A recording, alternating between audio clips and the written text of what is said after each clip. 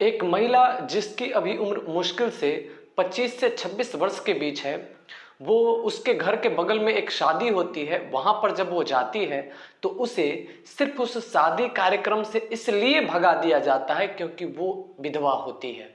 उसका जो पति होता है नहीं होता है, इसीलिए उसको शादी कार्यक्रम से भगा दिया जाता है। विधवा होने के बाद भी वो महिला सिंदूर लगाती है, जिसको लेकर भी पूरे पंचायत में पूरे लोग उसके ऊपर उंगली उठाते हैं, उसे चरित्रहीन, उसे बेश्या बताते हैं। फिर कई साल बाद जब वो वृंदावन घूमने जाती है तो वहां भिखारियों की टोली में एक मर्द उसे दिखाई देता है, एक भिखारी उसे दिखाई देता है। उस भिखारी को देखकर वो एकदम से चौंक जाती है। क्या है इस कहानी में, बने रहिए आप मेरे साथ। नमस्कार, प्रणाम। कहानी के इस एपिसोड में आपका स्वागत है। कहानी में शुरू करूं इससे पहले मैं उन लोगों का नाम ले लेना चाहता हूं जिन्होंने मेरी पिछली वीडियो में कमेंट किया। कन्हैया कुमार जी हैं उत्तराखंड से, नीरज लाल जी हैं मुंगेर बिहार से, हरमनप्रीत सैनी हैं हरियाणा से और नैना छेत्री जी हैं मुंबई से। चलिए कहानी को शुरू करते हैं। पूजा अभी मुश्किल से 17 वर्ष की रही होगी कि उसके घर वाले उसकी शादी के लिए लड़का ढूंढना शुरू करते हैं। पूजा उस समय शादी करना नहीं चाहती है, चूंकि ये गांव की लड़की है तो गांव में एक रिवाज होता है कि लड़की जो ही जवान होती है, जो ही उसमें जवानी का लक्षण दिखाई देना शुरू होता है तो लोग उसके शादी को लेकर चिंतित हो जाते हैं। तो पूजा के माता पिता भी लड़का ढूंढना शुरू किए। पूजा न चाहते हुए भी कुछ मना नहीं कर पाई। पूजा के पिता अपने बेटी के हिसाब से लड़का ढूंढ रहे थे कि जैसी मेरी बेटी है उसी के हिसाब से मिला जुला, उसी के हिसाब का स्वभाव, उसी के तरह रंग स्वभाव रूप सब कुछ हो। तो उसे ऐसा लड़का एक मिल गया जिसका नाम था राजीव। असल में जो राजीव होता है वो पूजा के एक रिश्तेदारी में ही लगता है। पूजा की जो चाची होती है उसी के एक रिश्ते में वो लड़का राजीव जो है लगता है। चूंकि राजीव पूजा के चाचे से मिलने आया जाया करता था तो पूजा को भी देखता था, पूजा भी उसे देखती ही थी, मन ही मन उसे पसंद तो करती थी, लेकिन कभी उस तरीके की बात हो नहीं पाई थी। ये बात मन की थी, मन में ही समाप्त हो गई थी। लेकिन जब पूजा को पता चला कि मेरी शादी राजीव से हो रही है तो वो मन ही मन बहुत खुश हो गई। राजीव को भी जब पता चला वो भी खुश हो गया। दोनों की शादी फिक्स हो गई।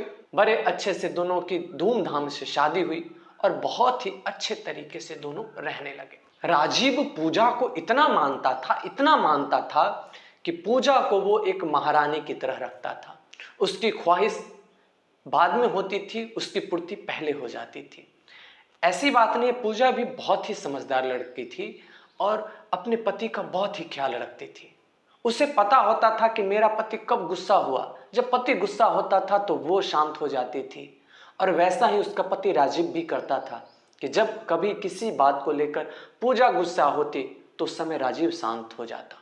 इस तरीके से दोनों का जो गृहस्थी था बहुत ही तालमेल के साथ बहुत ही अच्छे तरीके से चल रहा था। लेकिन बिहार के लोगों के साथ एक समस्या है। बिहार में रोजगार की बहुत ही कमी है।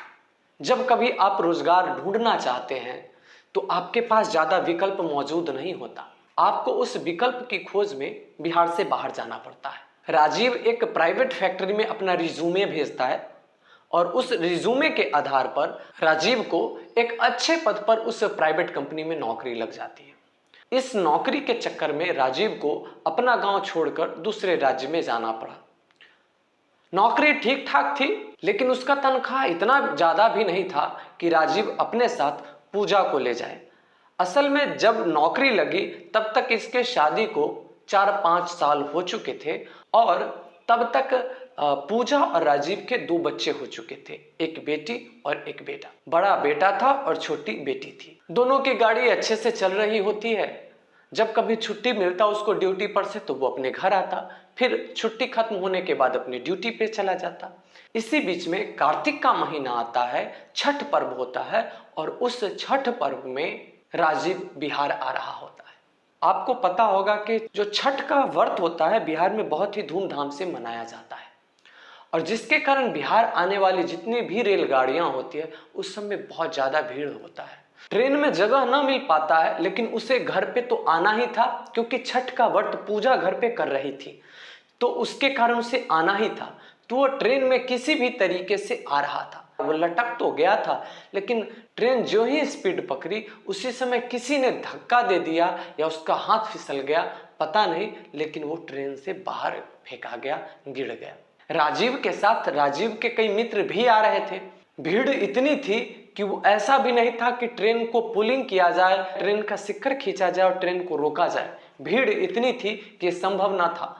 अगला जो ट्रेन का स्टॉपेज था वो बहुत ही दूर था, लगभग वहां से 100-150 किलोमीटर की दूरी पर। भीड़ इतनी थी कि वहां पे उसके जो दोस्त थे वो खुद लटके हुए थे, उनके पास भी कोई दूसरा चारा था नहीं। अगले स्टेशन पर जब दोस्त पहुंचे तो वहां उन्होंने कंप्लेन किया और राजीव को खोजना शुरू किया गया। जहां पे दोस्तों ने बताया था वहां पे जब खोजा गया तो राजीव नहीं मिला। जहां पर यह घटना घटी वो जगह बिहार से लगभग 1500 किलोमीटर की दूरी पर था, तो जिसके कारण बिहार से किसी को वहां पर जाकर, ज्यादा लोगों को जाकर खोज पाना संभव नहीं था। जितने लोग थे खोजने की कोशिश किए लेकिन वो मिल नहीं पाया। फिर ये माना गया कि राजीव ट्रेन से गिरकर मर गया। ये बात जब पूजा को पता चली तो पूजा सुध-बुध खो बैठी। बेटी अभी गोद में ही थी, बेटा अभी थोड़ा सा बड़ा था, 3-4 साल का रहा होगा। अब पूजा के ऊपर दुखों का पहाड़ टूट गया। पूजा जहां बैठती वहां बैठी ही रह जाती, रोती तो रोती ही रह जाती, न उसे भूख लगती न प्यास लगती। हमेशा वो राजीव को याद करती रहती, राजीव को याद करती रहती, रोती रहती। अब वो जो छोटे छोटे बच्चे थे, जो 3-4 साल का बेटा था, वो बेटी थी, वो कुछ समझ नहीं पा रही थी। जब कभी पूजा खाना नहीं खाती तो राजीव की माँ पूजा को समझाती, तुम अपने लिए ना खाओ ना सही, लेकिन इस बच्ची के लिए तो खाओ। जब तक तुम खाना नहीं खाओगी तो तुमको दूध कैसे होंगे, अगर दूध नहीं होंगे तो ये बच्ची कैसे जिएगी। धीरे धीरे समय बीतता गया। सारे लोगों ने राजीव के बाप से कहा, ऐसा है कि आप उसका श्राद्ध कर दीजिए, एक कठपुतली बनाइए जिसको राजीव मानकर उसकी अंत्येष्टि कर दीजिए, उसको जला दीजिए और फिर उसका श्राद्ध कर्म कर दीजिए, जिससे उसकी आत्मा को शांति मिल जाए। राजीव के पिताजी ने वो सारे काम किए, लेकिन पूजा इस बात को मानने के लिए तैयार नहीं थी। जब ये काम किया जा रहा था तो सारे लोगों ने विधान के हिसाब से, रूल के हिसाब से जो पूजा के मांग में सिंदूर था उसको धोने की कोशिश करी, क्योंकि जब भी किसी को विधवा बनाया जाता है, जब कोई विधवा बनती है, जब उसके पति के लाश को जलाया जाता है तो उससे पहले ही जो औरत होती है उसके मांग के सिंदूर को धो दिया जाता है। पूजा के मांग के सिंदूर को भी धोने जब लोग गए तो पूजा ने साफ मना कर दिया। समय बीतने लगे, किसी भी तरीके से धीरे धीरे पूजा नॉर्मल होना शुरू हो गई। पूजा के जो सास ससुर थे और देवर, वो बहुत ही अच्छे स्वभाव के थे। कई लोगों ने पूजा से कहा कि ऐसा करो, तेरा देवर अभी गंवारा है, तुम अपने देवर से शादी कर लो। इस बात पर जो पूजा के सास ससुर थे वो भी राजी हो गए थे। उनको भी पता था कि अपने घर की इज्जत को अगर घर में ही रख लिया जाए तो अच्छा है, इसके 2 बच्चे भी हैं तो इसका पालन पोषण कौन करेगा, एक बेटा तो मेरा मर ही गया। इधर पूजा के जो घर वाले थे, पूजा के मम्मी पापा, वो भी पूजा को समझाते कि या तो तुम अपने देवर से शादी कर लो या फिर तुम वापस यहाँ चली आओ और मैं तुझे किसी दूसरे लड़के को ढूंढकर शादी कर देती हूँ। लेकिन पूजा इस चीज पर मानने को राजी नहीं थी। वो बिल्कुल ही कह रही थी कि मैं शादी नहीं करूंगी। समय बीते, फिर लोगों में तरह तरह के अफवाह फैलने लगे। लोग के पास अगर एक अच्छी बात पहुंच जाए तो उसको दबा देते हैं, लेकिन अगर लोगों के पास एक बुरी बात पहुंच जाए तो उसमें वो अचार, निमकी सब कुछ लगाकर, मसाला लगाकर और बढ़ा चढ़ाकर बताते हैं, राई का पहाड़ बना के बताते हैं। और यही हुआ पूजा के साथ। पूजा के बारे में वहां पर एक बात लोगों में फैलनी शुरू हुई।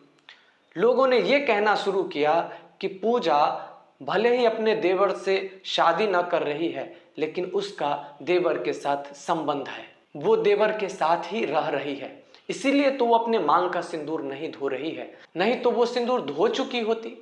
जिसका पति मर गया हो, जिसके पति का अंत्येष्टि हो गया हो, वो औरत कैसे अपने मांग में सिंदूर रख सकती है। लोग तरह तरह के अफवाह फैलाते, कोई किसी और व्यक्ति के साथ उसका संबंध जोड़ता, कोई उसके अपने ससुर के साथ ही संबंध जोड़ देता।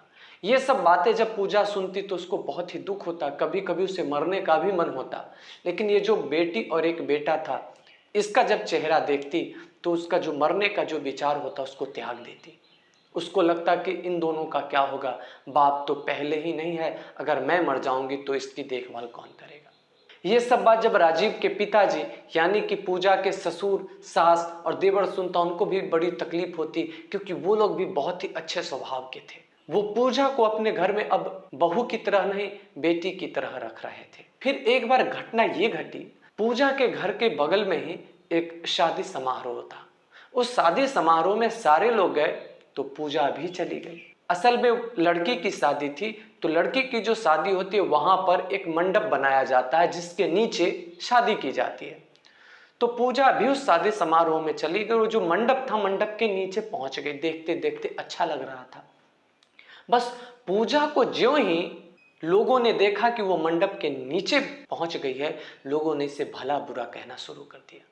कहा कि तुम एक विधवा होकर कैसे एक मंडप के नीचे बैठ सकती हो, मंडप के नीचे आ सकती हो? क्या तुम्हें नहीं पता कि शादी में विधवा को नहीं आना चाहिए? और इस तरीके से सारे लोग पूजा पर टूट पड़े, तरह तरह की बातें कहने लगे। पूजा वहां से रोते रोते घर आ गई और अंदर से ही टूट गई। उसे अब घर से बाहर निकलने में शर्म आती थी। उसे लगता था कि लोग मुझे क्या समझते हैं। समय इसी तरीके से बीतता गया। फिर एक समय आया जब पूजा का जो बेटा था जवान हो गया, शादी के लायक हो गया था और वो अब कमाना भी शुरू कर दिया था। उसने अपने गांव में ही एक बिजनेस डाला था और वो बिजनेस बहुत ही अच्छा चल निकला था। पहले जो समस्या थी थोड़ी मोड़ी, वो सारी समस्याएं खत्म हो गई। पूजा का जो परिवार था वो कंपाउंड परिवार था। देवर की भी अलग शादी हो चुकी थी, फिर भी सास ससुर देवर इसके बच्चे सारे लोग एक ही परिवार में थे, बंटे नहीं थे। और उस परिवार में बड़ा बेटा होने के नाते पूजा का जो बेटा था उसने सारी जिम्मेवारी अपने सर पे उठा ली और बिजनेस बहुत ही अच्छा चल रहा था। वो अपने चाचा के साथ मिलकर बिजनेस में चार चांद लगा रहा था। बिजनेस इतना अच्छा चल निकला था कि उस इलाके में पूजा के बेटे का नाम हो गया था। अब पूजा के बेटे के लिए बड़े बड़े परिवारों से रिश्ते आने लगे शादी के लिए। पूजा अब खुश थी क्योंकि अब उसका बेटा जवान हो चुका था, शादी के लायक हो चुका था और अच्छे अच्छे घरों से अच्छे अच्छे लड़कियों के रिश्ते आते थे उसके पास। एक बहुत ही अच्छी लड़की देखकर, एक बहुत ही अच्छा परिवार देखकर पूजा अपने बेटे का विवाह तय कर देती है, फिक्स कर देती है। जब पूजा का वो बेटा गर्भ में ही था तो मन्नत रखी गई थी कि अगर ठीक से इसका जन्म हो जाता है तो गोवर्धन की परिक्रमा मैं वृंदावन जाके करके आऊंगी। पूजा के बेटे की ठीक ठाक से जन्म हो गया था, वो स्वस्थ था, सुरक्षित था। लेकिन उसके बाद राजीव के साथ ऐसी घटना घट गई जिसके कारण अब तक ये पूजा गोवर्धन नहीं जा पाई थी। लेकिन अब चूंकि शादी फिक्स हो गई तो सोच रही थी कि शादी से पहले एक बार जाके मैं गोवर्धन महाराज की परिक्रमा कराऊं। तो जिसके कारण वो वृंदावन चली जाती है। वृंदावन से लगभग 20 किलोमीटर की दूरी पर गोवर्धन पर्वत है। वहां जब परिक्रमा करने जाती है, जब वो परिक्रमा शुरू करती है तो अपने साथ कुछ बिस्किट वगैरह ले लेती है, कुछ प्रसाद वगैरह ले लेती है, जिससे कि रास्ते में अगर कोई भिखारी मिलेगा, कोई जानवर मिलेगा तो उसको वो देती जाएगी। पूजा के साथ उसका बेटा भी गया था तो वो दान करती जा रही थी। फिर एक भिखारियों की टोली आई। उस टोली में वो सबको बिस्किट देते जा रही थी। देते देते उसकी नजर एक भिखारी पर पड़ी। उस भिखारी को जब ये पूजा देखी तो चीखे मार के रोने लगी। पूजा का जो बेटा था अपनी माँ को देखा और बोला, तुम क्यों रोने लगी? क्योंकि उस भिखारी को बेटा तो न पहचान पाया था, लेकिन पूजा पहचान गई कि वो भिखारी कोई और नहीं, राजीव ही था। पूजा रोए जा रही थी और वो भिखारी पूजा को गौर से देखे जा रहा था। पूजा एकदम उससे लिपट के फिर रोने लगी, चीख चीख कर रोने लगी। बेटा को कुछ भी समझ में नहीं आ रहा था कि मेरी माँ के साथ ये हो क्या रहा है। बहुत सारे लोग वहां पे जमा हो गए। लोगों ने पूजा को हिलाया, भिखारी से दूर किया, दूर करता और फिर वो जाके उससे लिपट जाती। पूजा के बेटे को थोड़ा सा अजीब लग रहा था कि मेरी माँ एक गैर मर्द के साथ लिपट रही है, एक भिखारी के साथ रो रही है, चिपट के रो रही है, गले लग के रो रही है। वो अपने माँ से कहता है कि इतने लोग खड़े हैं माँ, तू ये क्या कर रही है? तो पूजा रोते हुए अपने बेटे से कहती है कि तू प्रणाम कर, ये भिखारी नहीं है, तेरे बाप है। ये सुनना था कि राजीव की आंखों से आंसू बहने लगते हैं, राजीव रोने लगता है। वो जो बेटा था उसने तो कभी अपने पिता को देखा नहीं था, प्रत्यक्ष में देखा था वो तो उसे याद था नहीं। उस समय 3-4 साल का था। 3-4 साल के बच्चे को कहाँ कुछ याद रहता है, कहाँ कुछ ज्ञान होता है। उसने अपने पिता की तस्वीर फोटो में देखी थी, लेकिन आज जब वो सामने देखा तो उसके खुशी का ठिकाना ना रहा, लेकिन उस स्थिति में देखकर वो रोए जा रहा था। फिर वहां से वो दोनों क्या करते हैं कि राजीव जो भिखारी रहता है उसको लाते हैं, परिक्रमा कराते हैं और फिर अपने गांव ले आते हैं। राजीव जब घर आता है तो गांव में खुशी का माहौल हो जाता है। जो राजीव के माता पिता होते हैं वो भी अपने बेटे को गले लगा लगा के फफक फफक के रोते हैं। जो राजीव की माता होती है उसकी ममता जो होती है वो फूट पड़ती है। राजीव की जो बेटी थी वो अपने बाप को देखती तो वो एकदम से खुश हो जाती। आज तक उसे लगता कि मैं बगैर बाप की हूं, लेकिन आज अपने बाप को देखकर उसके खुशी का ठिकाना ना रहता। बिहार में ही एक अच्छे डॉक्टर से इसका इलाज कराया गया। धीरे धीरे उसके तबीयत में सुधार होना शुरू हो गया और इस तरीके से इलाज होते होते राजीव लगभग ठीक हो चुका होता है, बहुत हद तक ठीक हो चुका होता है। और फिर वो दिन आता है जिस दिन में राजीव के बेटे की शादी होती है। बिहार में एक परंपरा है कि जब शादी होती है तो शादी से पहले घृतधारी मटकोर किया जाता है।